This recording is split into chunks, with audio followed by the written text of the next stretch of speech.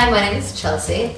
And I'm Kyler. And we're from Boston Bruff, and we're introducing Training Tip Tuesday with our dogs. This is Maestro, and he's about 1 year old. And this is Huck. I got him yesterday, and he is about 12 weeks old and just learning lots of new things. So we thought it would be fun to teach you tricks by first demonstrating it with Maestro, who's already kind of a pro, and then kind of documenting how Huck learns the same trick.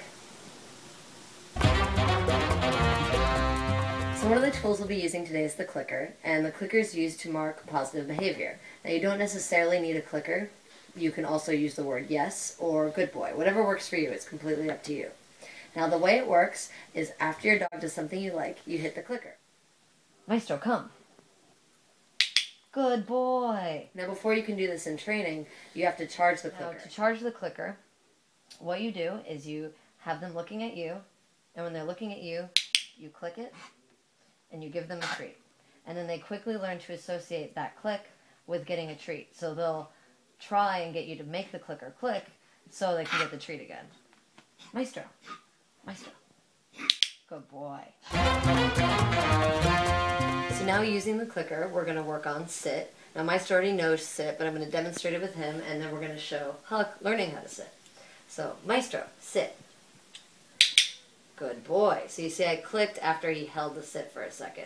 Now when you're first teaching it, you're going to want to, as soon as they hit the sit position, timing is very important so they know that the behavior is the sit, and that's when they get a treat. Maestro, sit.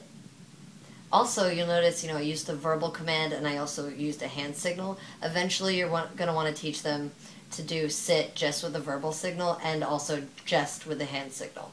But we'll go through that when we're going through it with Huck over here, because you start with the physical signal and then you move on to the verbal cue.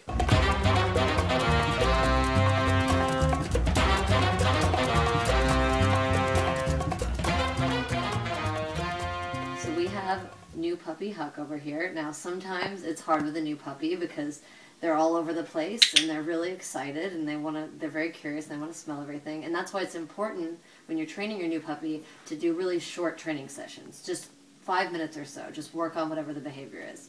As you can see, Huck's already doing a pretty great job of sitting here. And what Kyler's doing is he's luring his puppy into a sit. And the way you do that is you hold the treat in front of their nose to get them interested. As you can see, he's very excited. And then you carry the treat above their nose like this, and hopefully the idea is that their head will follow the treat and their butt will hit the ground. Now, if you're having trouble and your dog's jumping up and trying to get the treat, that's perfectly normal. Just have patience, and eventually your dog will sit. And then as soon as his butt hits the floor, you hit that clicker and you give him a treat. Now, what you can do after he's following the treat consistently is you can try and lure him into the sit without using the treat by kind of pretending you have an invisible treat and making him sit that way. Once he's doing that consistently and you're rewarding him for that, you can change the hand signal to this movement. And then once he's doing that consistently, you can add the verbal cue sit. And you say sit as he's doing the behavior. That way he learns to associate the word sit with the actual sitting. And that's how you train your puppy to sit. So first of all, this is why your training sessions should be short, because as you can see, it wears little puppies out. Huck is already worn out today. But next week, hopefully he'll have sit mastered and we can move on to down. And once you have sit mastered, you can start asking them to sit for anything, for their dinner, for their breakfast, for when they go outside, before you open or close a door. It's really a dog's way of being polite and asking for something, so it's really important to reinforce it. So hopefully we'll see you next week, and little Huck will be more awake.